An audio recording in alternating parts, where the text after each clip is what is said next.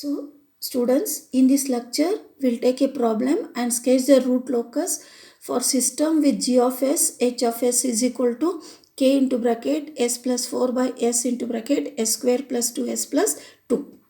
So, the solution is, first step, we'll find how many number of poles are there and zeros and n. From the equation of g of s, h of s, there are 3 poles and there is only one 0. Due to that, n is equal to p is equal to 3 branches. There are 3 poles, there is 1 0 and n is equal to p is equal to 3 branches. These branches will originate at the open loop poles. So the branches will originate at the open loop poles.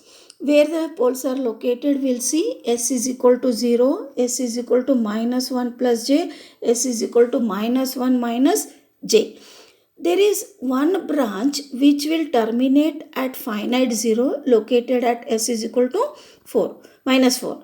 There is a 0 which is located at s is equal to minus 4. Due to that, one branch will terminate at finite 0 located at s is equal to minus 4.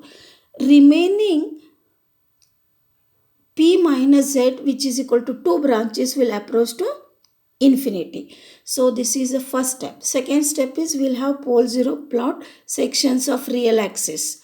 So when you see the poles are located at 0 and one pole is located at minus 1 plus j, one at minus 1 minus j, and there is a 0 located at minus 4.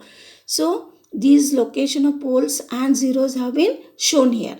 Now next step is we have to find which section of the real axis is part of root locus and which section of real axis is not part of root locus. When you see to the positive right side of real axis to the right of origin, there is no pole and 0. Due to that section of real axis is not root locus, denoted by NRL. You can see to the right of 0. Now we'll take the section in between 0 and minus 4 and take a point and find whether that part of real axis is part of root locus or not. We are not going to consider complex conjugate poles as they are not required while solving the problem. So we'll take the section between 0 and minus 4. When you see there is a pole located at 0, so one pole means the number is odd. Due to that, whatever is the section in between 0 and minus 4 is part of root locus. Next, we'll take the section to the left of minus 4 and find whether it is part of root locus or no. So when you see to the right of the left of minus 4, there is one pole and one 0. Due to that 2, the number is even. Hence, that part of real axis is not part of root locus. That has been shown by NRL, which has been shown by NRL. So we have shown NRL, RL, NRL as said. Next, we have to go for finding the angles of asymptotes. So, how many branches are approaching to infinity? First, we'll find. There are 2 branches which are approaching to infinity. That is why number of branches approaching to infinity is 2. Hence, number of asymptotes required is equal to 2.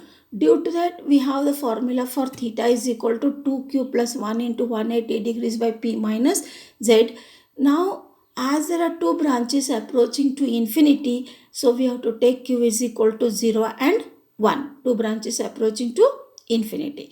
So, find theta 1 with q is equal to 0. Find theta 2 with q is equal to 1. Theta 1 is equal to 180 degrees by 2, which is 90 degrees. Theta 2 is equal to 3 into 180 degrees by 2, which is 270 degrees. So theta 1 is 90 degrees, theta 2 is 270 degrees. Next, we'll find the centroid, which is the fourth step.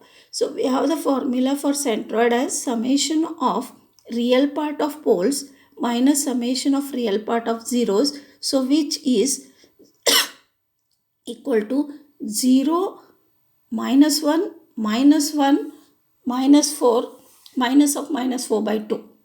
So it will be minus 2 plus 4 by 2, which is 2 by 2 plus 1. Okay, so we'll locate the centroid, which is plus 1. So plus 1 you take positive of real axis, locate a point at plus 1, that is centroid. Then draw theta 1, theta 2. Theta 1 is 90 degrees from here. Theta 2 is 270 degrees. Theta 1, theta 2 has been shown. Then origin you have imaginary axis, and minus 1 there is complex conjugate pole, which has been shown here. Then next is step, we'll find are there any breakaway points. There are no breakaway points existing as per general prediction, because there should be successive poles and zeros, and the part of that section between successive poles of 0 should be a part of root locus. Hence there are no breakaway points existing as per general prediction. Next we'll find step 6, intersection with imaginary axis. So characteristic equation is 1 plus g of s, h of s is equal to 0, which is 1 plus k into bracket s plus 4 by s into bracket s square plus 2s plus 2 is equal to 0.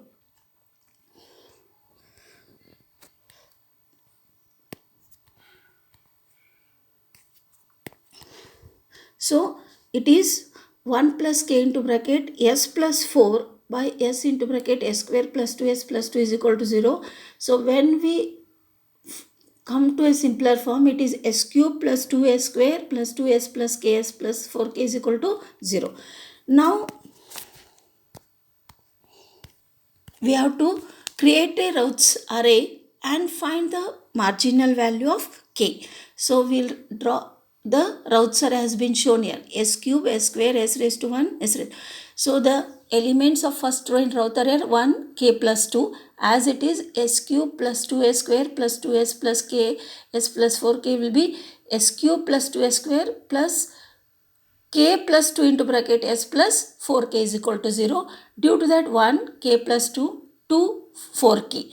Then we'll find s raised to 1, 2 into bracket k plus 2 minus 4k by 2, which will come 4 minus 2k by 2. This is 0. S raised to 0 is 4k. Now to find marginal value of k, we have to make a row 0 other than s raised to 0. So when we make s raised to 1 row 0, we'll get 4 minus 2k is equal to 0. Due to that, k marginal value will become equal to plus 2. 4 minus 2k equal to 0. Due to that, k marginal is equal to plus 2, making row of s1 as row of 0. Then auxiliary equation is a of s is equal to 2s square plus 4k is equal to 0. So when we take k marginal value,